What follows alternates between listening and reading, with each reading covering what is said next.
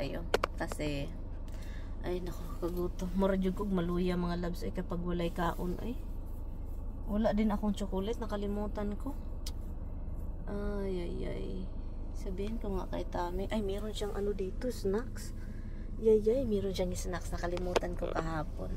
Galing kami sa hospital ng kapatid ni Tami. Bumili si Tami ng crackers. So, buti na lang meron siya dito. Ay nako.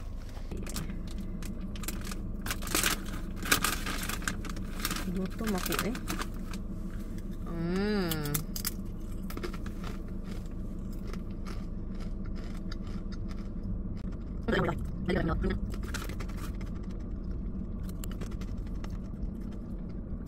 Hi mga loves. So ngayon mag-drive na naman tayo, no? Kasi si Mr. kailangan nating i-drive.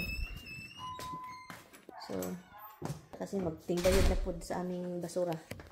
So pinadalhan kami ng sulat. Kasi yan kapag si Tami he pay bulk ba? Mga 6 months ganon ahead of time. Pero this time I don't understand. The last time that hold on. Okay, the last time that you pay, I really thought it's good for a year till next year. No, it's good till September, but clearly they raised the prices, so it didn't carry until September. Ideally, since I paid ahead of time, they should have just left it. But yes, that's fucked up, right? That's what it is. Did you open the thing? So that's really bad. We should change our garbage bill to smaller, huh? Honestly, hon, we should do something. So ngayon mag-harvest tayo ng sitaw kasi i-try natin ipadala sa Alaska ang sitaw, no? Magpadala sana ako ng mga kuan kasi gusto niya ng tawag nun mga calamansi juice, ano pa yung suka pinakurat. Guys, hindi man pwede mga love sa USPS. Hindi pwede sa USPS kasi dapat 16 ounce lang yung pwede. So ngayon dried fish na lang yung ipadala ko sa kanya, sardinas at saka dalawang sardinas or whatever. And kung ano yung ma-harvest ko na sitaw, let's see kung marami ito ipadala ko. Pag kunti lang, sus, tingnan natin ha.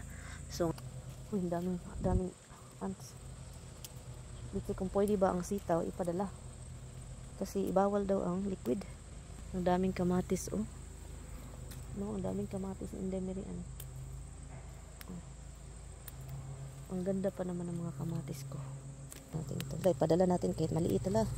Sige ba natin? Padala natin ting kahit maliit ting. Halating. Ang daming ants, oy. Sana hindi tayo. Sana okay lang sa kanila yung yung sitaw. Kasi kung 3 to 4 days ang biyahe, USPS. Ito din pwede ito ba? Pero masisira man ito eh.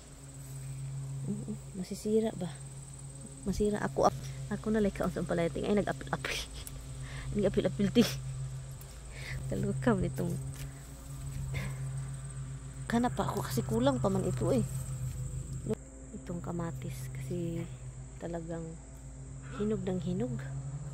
Kakabigay ko lang kay Brenda. Ang gaganda ng cherry tomato, promise. Ang gaganda, ang bilis mahinog. So kaya hindi ko din ito ipadala sa kaysa pinsan ko. Hindi pwedeng ipadala dahil tawag nito malata man gud ni siya. Malata ito, lata na malata siya mga loves, no? Yan, so kaya daming cherry tomato ito. Loko, ang dami loko. Hinog lahat So, ito yung sinasabi natin na blessing talaga guys. Kapag may itatanim, may aanihin ang buhay. Kapag may itatanim,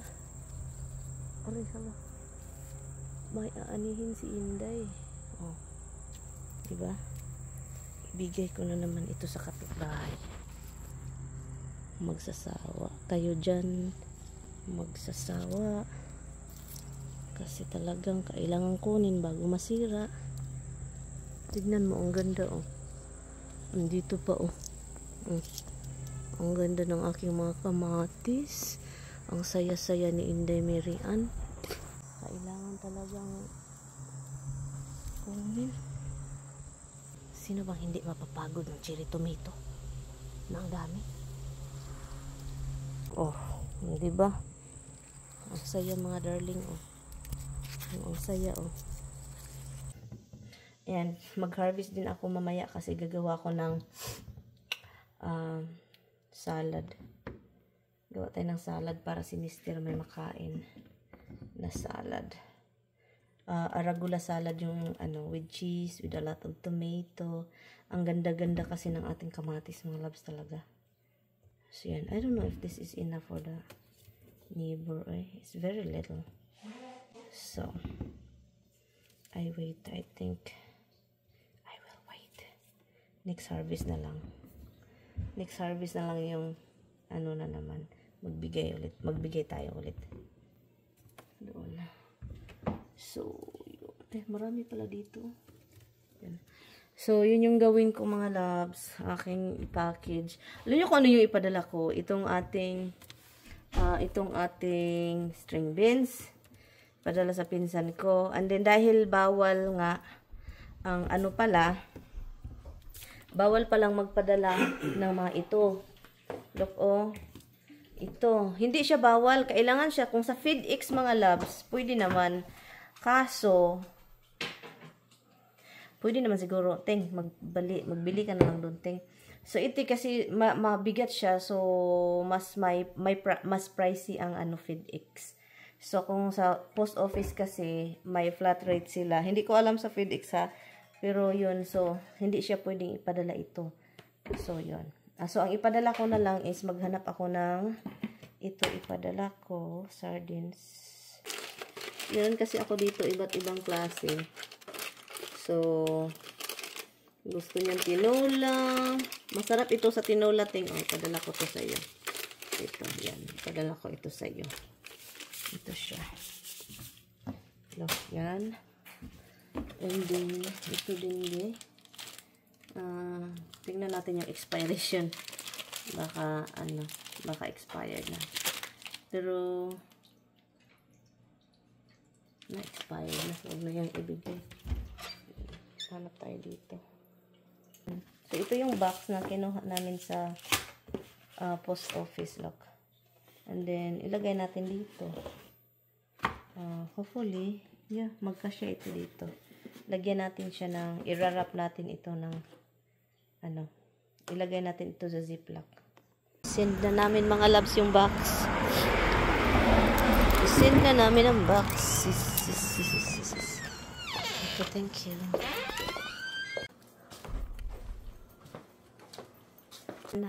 Na-irita ako dahil sa mga nakikita ko ngayon sa social media. Alam nyo ba na ito na naman tayo ha? Ito ha sa atin ha.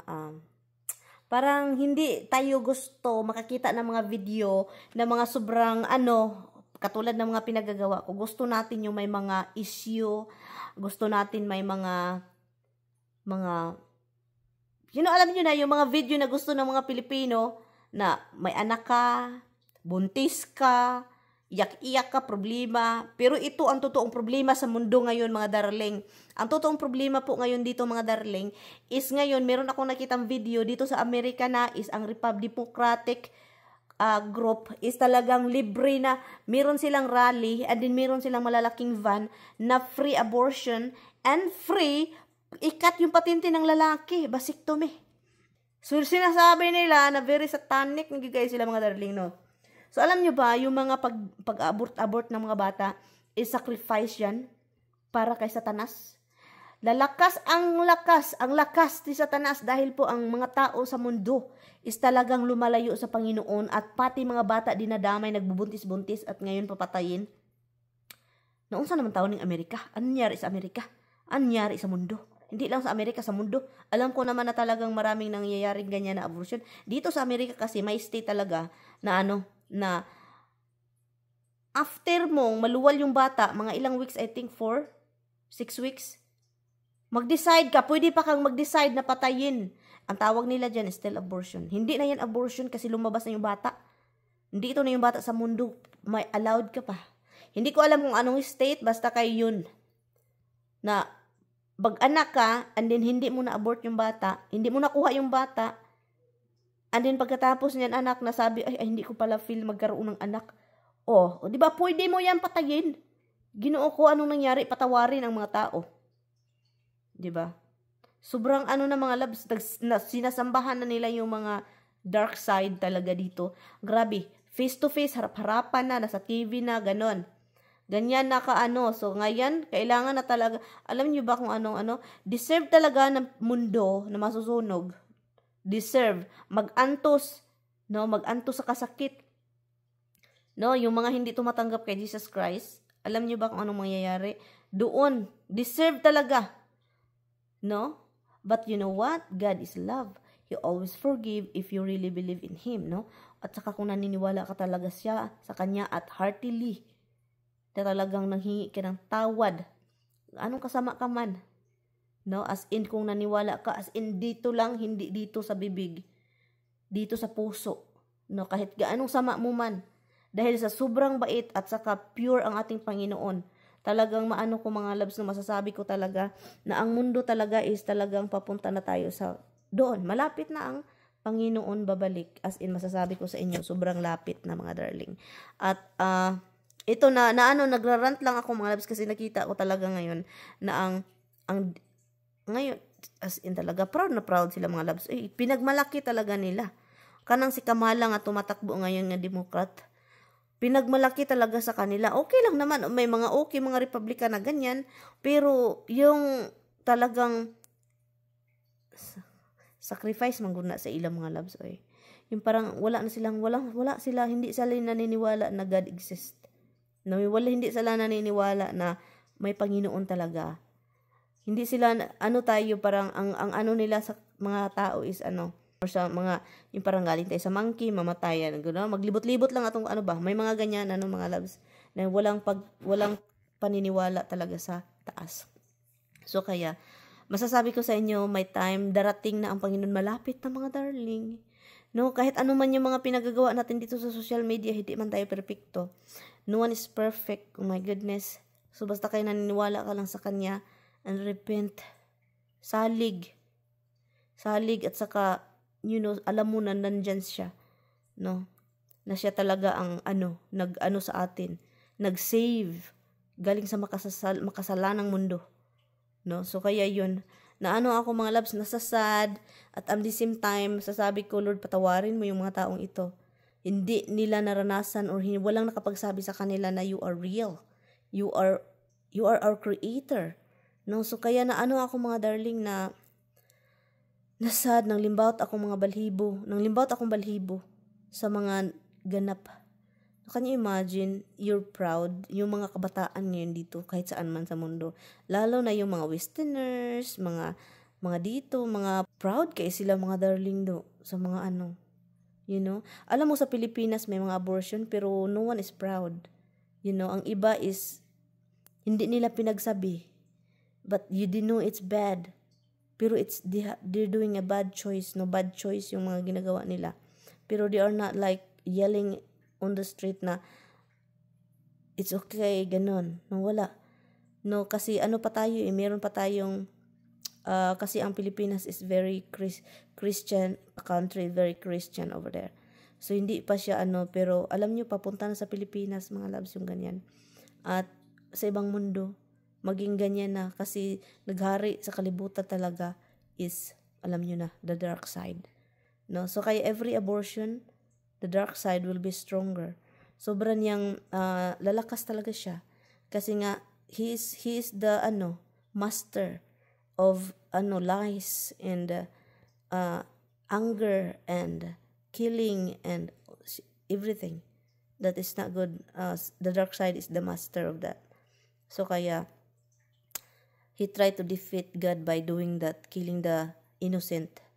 No? So kaya, but no one will, hindi niya ma-defeat yung God. Jesus Christ is the only way, the truth, and the life, and the only creator.